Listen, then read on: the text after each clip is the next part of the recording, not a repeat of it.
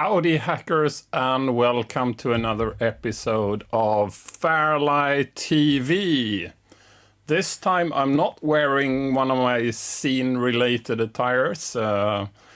This is more a corporate and business kind of dress-up. And the reason for that is we're going to talk about something very non-technical again. This time about copyright. So it's related to what we're doing, but given my background as a lawyer, I wanted to share my knowledge and also experiences around this area, and also my view on copyright as a subject in the very end. So stay tuned till the end to watch also my reflections on copyright as an institute.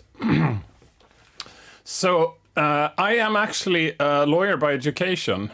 Most of you possibly don't know that. I graduated as an LLM, or Master of Law, or jurist, as would be the Swedish term for this. My master thesis was written on the subject of legal protection of software. And I did a comparison between Sweden, the EU, and the US. And this was when Sweden has already entered the EU. So the Sweden and EU was quite the same, but the US was quite different. And there, I had reasons to dig into law cases both in Sweden, EU, and the US. Pretty much most of the law cases were from the US because we didn't really have that many cases either in Sweden or in EU as a whole. But this is almost 30 years ago. I am still a lawyer, but I don't work in this very field. And none of what you hear now is supposed to be constituting like a legal advice to which I could be held responsible.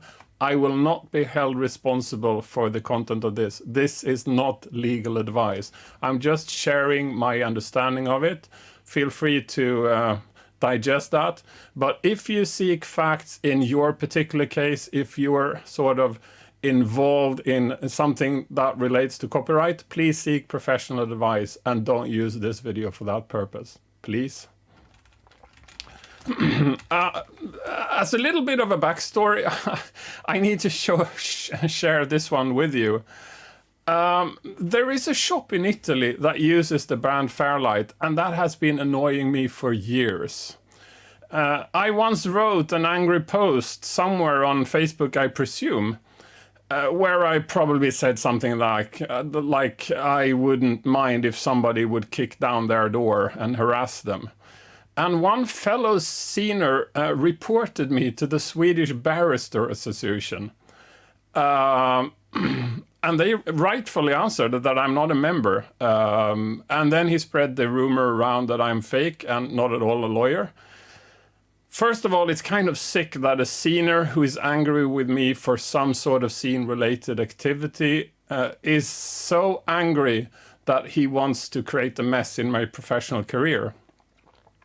I think that's sort of a stroke below the belt, beyond any kind of justifiable level, like attacking me on my private side or even my professional side for something I do based on my hobby. Who is that? Well, I'm not going to tell you. Let's just call him Adam, because that is his real name. So, as a background, law degree means that you have fulfilled the obligations of the education. So you have graduated from law school in this case. Lawyer is not like, in Sweden at least, it's not a protected title. Anyone can say that they are a lawyer, but I actually have the education to back it up. But if you have that education, there are so many options to where to work for that. Most lawyers work, you could work in courtrooms, and that's where the barristers are. But you can work in as a corporate lawyer. They are not barristers, they're just corporate lawyers. Even the judges inside courtrooms are not barristers. They have a legal background and they have the legal education, but they are not barristers. So asking if I was member of a barrister association when I'm not, is pretty ignorant, but That's Adam for you. Okay, let's dive into like the subject of copyright here. But first, some sort of legal basis of how law systems work, especially if law system is sort of spanning multiple legislations or jurisdiction. A law is something that is decided and governs the situation inside a jurisdiction. A jurisdiction is a geography where that law is applicable. and most jurisdictions equals like states or nations. But it could also be some legislation is only applicable for regions or even cities if they have the power to implement legislation just for themselves. If you look at the US, for instance, you have a lot of the legislation is on state level, so not federal level, but state levels. In the EU, we have regulations, förordningar. They are legally binding in law in all the member states. So you don't need to accept them or acknowledge them or ratify them if you are a member state. They are applicable law as soon as they are passed by the Commission. And then you have directives. That is a legislative act which the members must implement as law. So it's sort of okay, we have agreed now that we want all the member states to have legislation that is something like this, and you should implement it by June next year. Probably you have longer, but anyway, something like that. On global matters, well, let's say you have a number of representatives from a number of countries. They team up and they form a convention. And then in order to have some sort of legislative power for that, then states ratify them. And ratify is sort of signing them, acknowledging that you as a state are feeling that you should be bound by the content of this. And of course, the intention of that is not to bind yourself, but ensure that everybody else follows along, and then you have like a global standard. But you sort of implement it yourself according to your legal tradition, and not everybody is doing it 100% the same, but it should be sort of roughly the same. And this is how copyright is implemented. So the Berne Convention, or that's sort of the public name for it, the Berne Convention for the Property of Literary and Artistic Works, usually known as the Berne Convention. That one is from 1886. So already in 1886, did they see a need to regulate around copyright. 179 contracting parties. And if we assume that we have like somewhere between 190 and 200 countries, the 179 is a pretty good match of basically the entire world. But every one of those 179 must take that and implement it as law in their own countries. So you can't say that you can't point at the Berne Convention and say that this is applicable in my country. You need to look at the implementation inside your country to understand sort of what copyright law applies to you in your country. And if I'm sliding here, I would be referencing probably the Swedish law. So, and if that matches your country, then so be it. But if it doesn't, then you need to compare. You have to compare in order to know if you have the same as we have here in Sweden.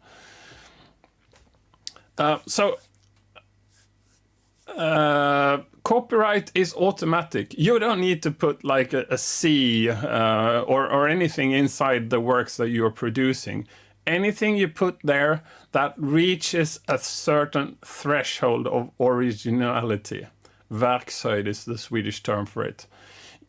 if you make something very brief and that is obvious, and if you have 100 people doing the same thing, they would probably come up with pretty much exactly the same solution as you did, then that is below the verkshöjd, the threshold of originality. It needs to be some sort of originality, otherwise you're not covered. But if you're covered, then you are protected by copyright. There are a number of exceptions. Sometimes work produced inside the workplace isn't covered. That's automatically sort of included in what your employer is owns, and this works different in different companies and all of that. And anything you do when you're an employee of the state or inside the sort of state activity here in Sweden would also be part of the public domain. That's not if you write a document for the government, you are sort of excluded from copyright.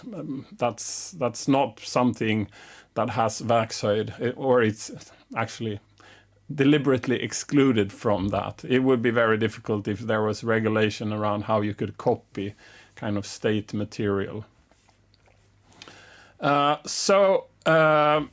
Copyright has two parts. One is the moral right and one is the commercial right. So moral right as an author is the right to be sort of associated with the work. You should be named in association with the work, and you shouldn't be, it couldn't be used in any way which sort of degrades you as the author, because that's sort of an attack on you as the author. This right is non-transferable, so if you have that right, you have that for as long as copyright holds. Most of the time people are referencing authors even after the copyright has expired. So that's sort of, it's not a legal obligation, but it's sort of a moral obligation to always reference the person with the moral rights. But the commercial right, that one is transferable, and that is the right to reproduce and sell and basically make all the earnings from the work. So quite often you have well, if you produce music, you have somebody who market your stuff, they sell all your stuff, they print the or they make the CDs or the DVDs, or they contact the streaming services ensuring that your work is available via them. That's all on them. And so they take the revenue, and you have some sort of contract between you and that party to ensure that you get a slice of the money for the work you put in there. For us in Sweden, the copyright extends 70 years following the death of the artist or the author or the producer.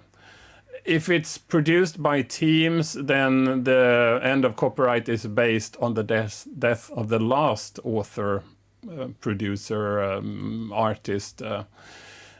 If it's published by a company and it's not necessarily by a named author or of any sort, then it should extend only 70 years after publication. But there has to be some sort of gray zone. And again, this is just because this is not really my area where I'm working the most. Then I would probably know more of the kind of current trends in this. If how you calculate the 70 years, from where do you start calculating the 70 years? Okay, so that is sort of the basis. It's implemented differently in different countries, but it's all based on the same Berne Convention. It's probably around 50 to 70 years following some point in time, probably the producer's death or something like that. So that is sort of the general framework of what copyright is, and how it is in your particular country. Have a look and ask a local lawyer the duration and what triggers the duration.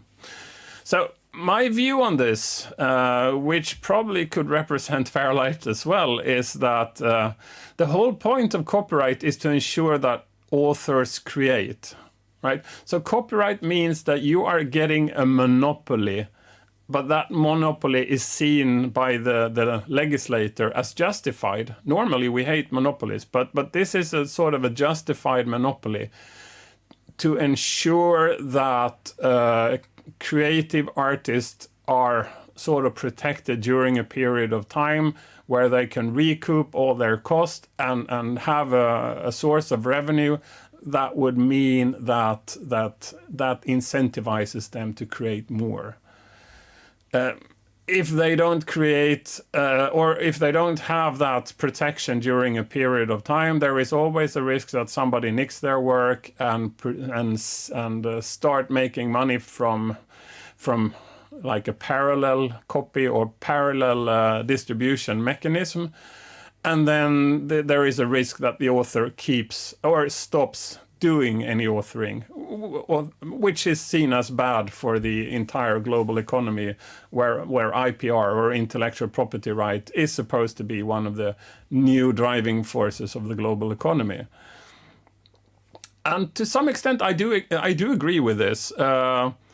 So if you create something and it's immediately copied and you won't get any source of revenue, then you can't live on it professionally, and then everything is going to be totally amateurish. And we don't want only amateurs to produce stuff. There is a value of somebody who is a professional doing things, because it's probably going to be a bit better. But then again, we don't like monopolies. And copyright means that you are also blocking somebody from doing derivative work. Think of it like that's the proper term, if I just could say it properly in English. Think of it like spin-offs, or you use somebody else's work or parts of it to create something new. And this is something we really want to encourage. This is something we really want. Let's say an artist has produced like music. Another artist would like to copy beats from that or pieces of that, and based on those pieces or patches, create a totally new piece of work. That is something we want to encourage. We want to have old works inspiring new works. Like the standing on the shoulders of giants. If everybody would need to kind of start from zero, that would mean that the possibility to progress something and to build on previous knowledge is lost. That is a drawback of the monopoly. And if we're going to monopolize intellectual property, that means it's so difficult to progress beyond what was done before, because it takes so long before you can actually use it for free. And most of the time when you do derivative work, you can't really be bothered to pick up the pieces from somebody else, negotiate the deal, pay the money before you even know if you have a market for your new product.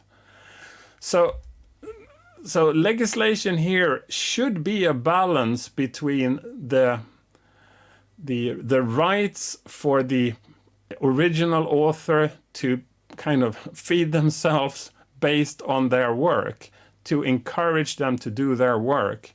But it should also be reasonable in the duration, so that anybody else can start and construct stuff based on that previous knowledge, based on that previous achievement, and then make progress for society, rather than having somebody sitting there with a bag of gold not letting go. So is 70 years a reasonable point in time? Is that sort of a reasonable tipping point if you look at the balance between the right for the original author and then the need for society to build on previous knowledge? If you ask me, for sure not.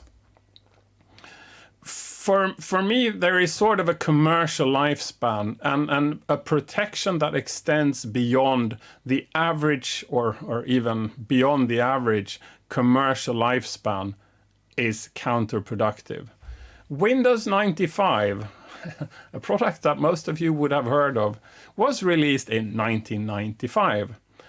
The total end of support was in December 2001.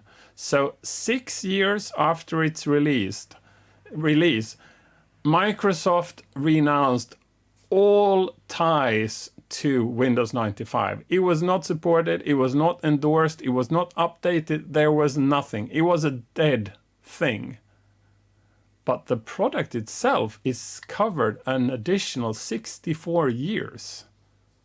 So 6 years is a fairly long time for a computer program to be properly supported by the company that sells it. Having it supported an additional 64 years, for me that is stupid. That has nothing to do with incentives. Microsoft didn't need the additional 64 years of protection. They might have needed the 6 years of protection, but they sure don't need 70. That's just stupid. No piece of software would ever need 70 years of protection.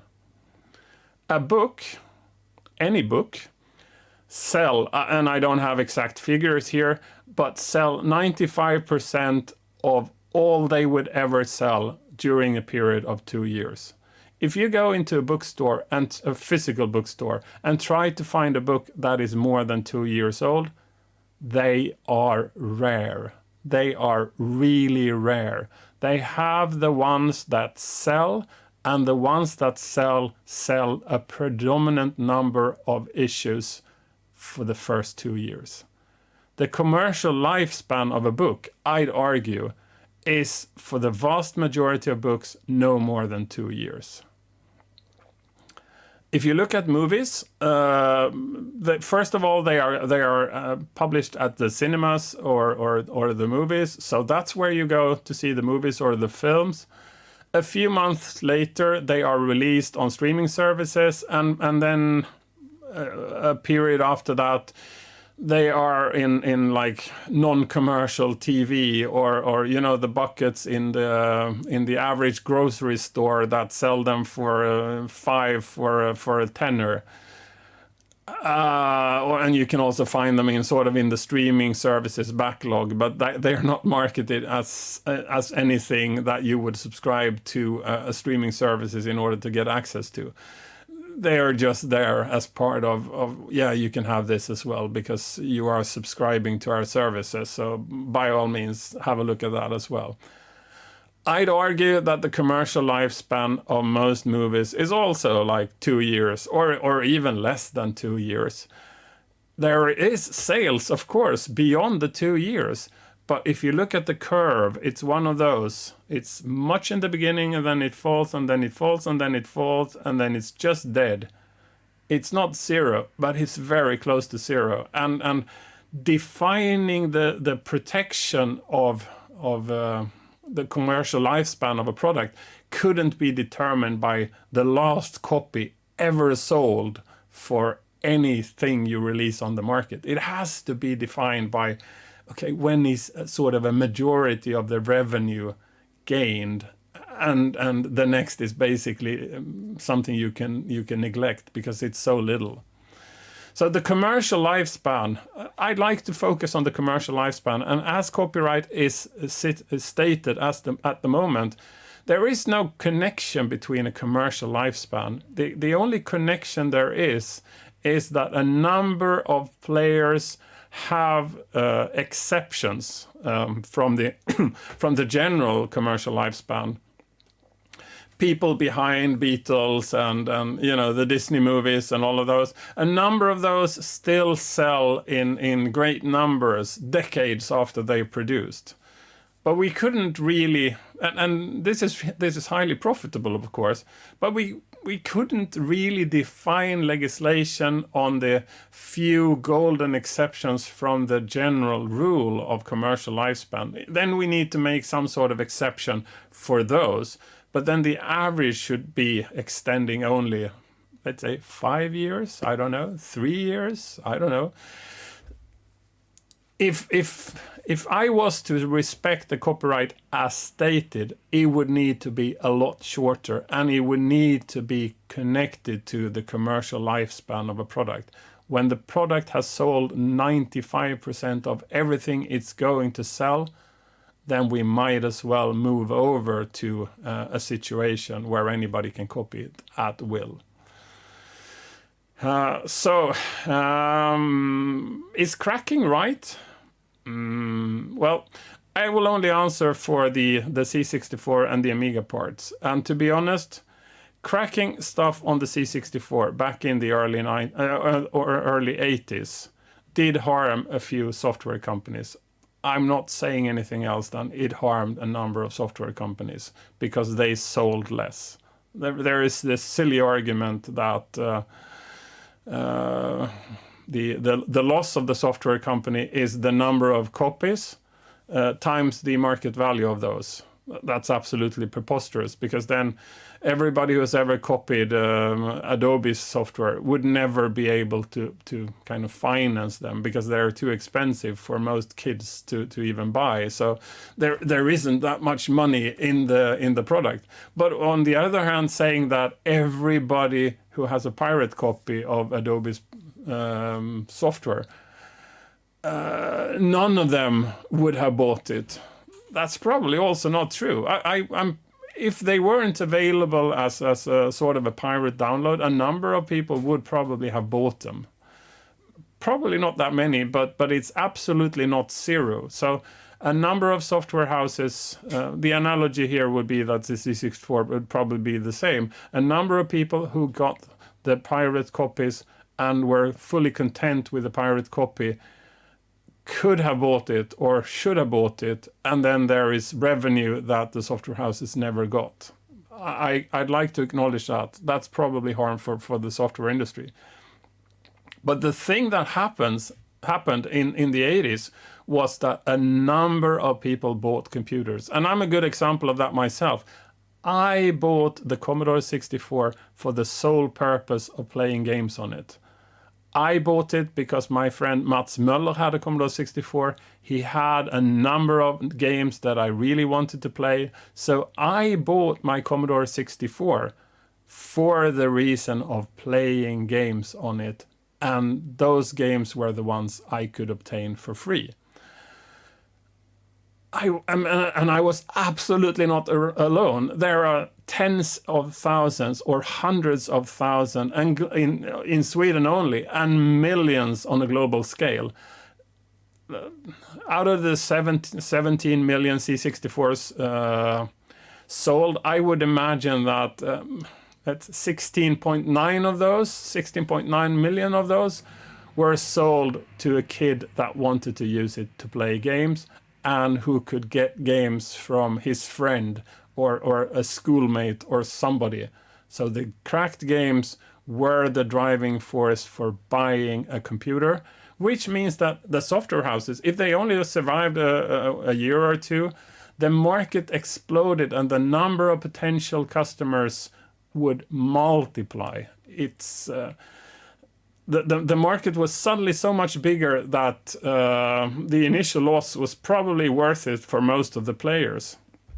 Unless they went bust during a period of like the first 2 years, everybody was a winner on the cracked games on the C64. I am absolutely convinced of this. But that is not the only gain. The number of computers sold means that we have a number of computers out there, which means that the computer literacy has grown tremendously throughout the years. If we wouldn't have had the cracked games, there would be fewer computers out. People would have a computer literacy in average, which would be much less. So the tech industry today, I'm not saying that the cracking of the 80s and 90s is responsible for the tech boom, but I'm absolutely sure that the impact of the tech boom had been much less. It would have fewer employees because the literacy would be lower. It would be fewer computers, which would mean that fewer would request that kind of services that you can only get from a computer. So if you're going to make me feel bad for cracking games in the 80s and the 90s, I'm sorry. Yes, technically, it could have been legally wrong, but morally, I think cracking the games back then did so many good things for society that I think it's a cost that was well worth paying for all the positive effects it had since then. So, is it still illegal to crack C64 games? Because we are doing it today, right? And we are also cracking games on the Amiga. Yes. Well, they are legally protected another 40 years. 40 years from now. That's a fucking joke. If that doesn't prove to you how absurd current copyright legislation is, then I don't know what to tell you. Having a Commodore 64 game protected 40 years from today because it's been protected for 30 years is ridiculous. Absolutely stupid. So what you should do is contact your local politician and say that copyright as it is today is ridiculous. We should make sure that the commercial lifespan of anything is the guiding factor for how long anything should be protected by intellectual property rights. Do contact your local politician. And while at it, order a FairLight TV cup to drink the cup of knowledge from. No.